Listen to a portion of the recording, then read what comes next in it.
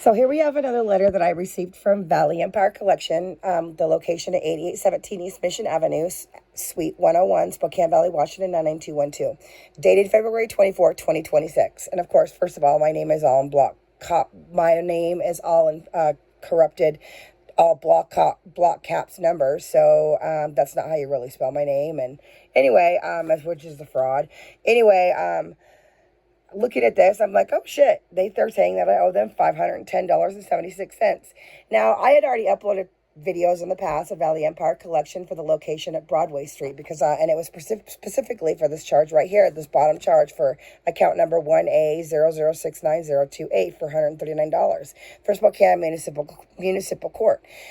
This was actually from Planted number 2 that I was in, and it was a setup where I was hit by an F-150, and they tried to pin it on me, claiming that I was driving erratically and I was speeding, and and so they tried to pin it on me that when the guy actually intentionally hit me, and but that didn't work out too well for them because in my hearing.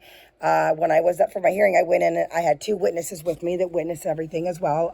We went in front of the judge when my name was called and it was my time to speak on the bench. The first thing I did was I let the judge know that my pretrial that I went to, I gave some documentation to the judge then, and I told her that I would like an answer before I had my trial hearing. I gave her some documentation from their own portal from printing off my police report that I printed off. And on their portal was a disclosure that I printed off that said everything was fake. And so I asked her, I said, because I said I shouldn't even be in this hearing right now because I wasn't even at fault. This was a setup.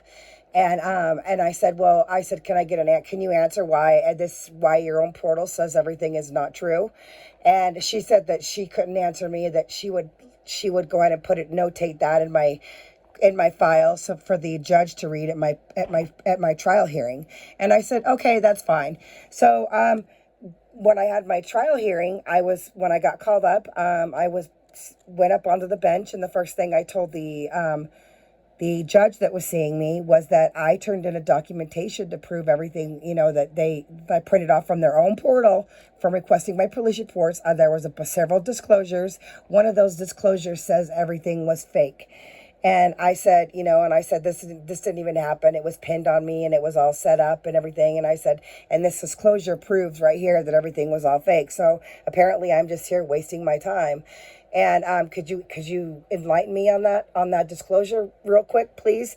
And at that point, that's when the judge just stood up from the bench, took off his cloak, gathered up his file and his documents and papers and everything, and walked out of the courtroom without saying a shit. Didn't adjourn, didn't recess, didn't do nothing. Just walked out of the courtroom and didn't say shit.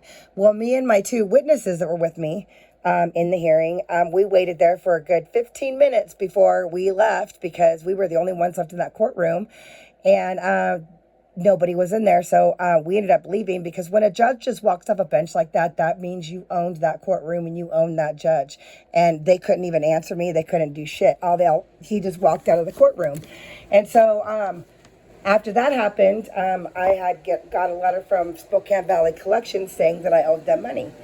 And I said, no, I went to my hearing and I saw the judge, and I saw the judge and I said, the judge just walked out of the courtroom and didn't say shit, just didn't adjourn, didn't recess, didn't do nothing.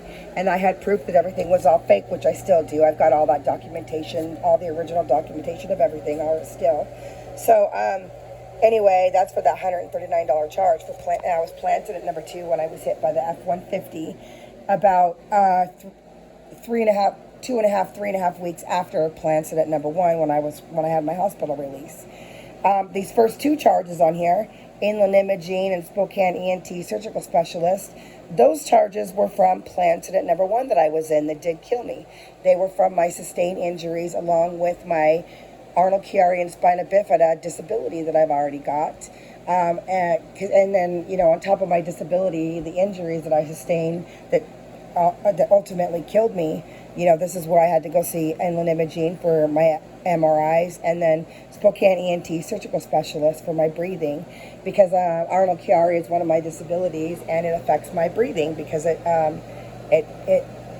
restricts my airways much more than the average person. So with my malformation that I have, the Arnold Chiari, it's hard for me to breathe as it is. So anyway, these first two top charges were for Plan Incident number 1, and they're billing me for this now, $84.09, $233.73. And then the third charge down here, Spokane Municipal Court for $139.